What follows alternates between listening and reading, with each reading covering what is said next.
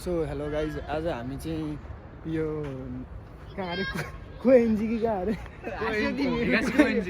हिगासी कोएनजीको पार्कमा आएको थियौँ होइन। अनि यो पार्कमा चाहिँ हामीले आउँदाखेरि के देख्यौँ भने यहाँको जापानिजको बच्चाहरू चाहिँ होइन यति सानो सानो उमेरदेखि नै यस्तो यो स्पोर्ट्सहरूमा यस्तो एक्टिभ छन् क्या।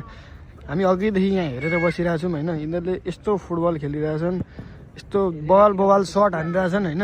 हामी सबजना यस्तो छक्क परिरहेको छौँ होइन। हामी तिनजना यहाँ हेर्न आएको थियौँ। हामी ऊ त्यो पर पार्कमा बसेर एकछिन हेर्दा गरी मैले अहिले तल आएर यहाँ हेर्दैछौँ क्या। खतरा खेल्दैछन् क्या। जस केटाकेटीहरूदेखि नै मेन्टालिटी फरक भन्नाले अब यिनीहरूलाई कसरी डेभलप गराएको छ भन्ने कुरा चाहिँ यसरी थाहा हुन्छ क्या।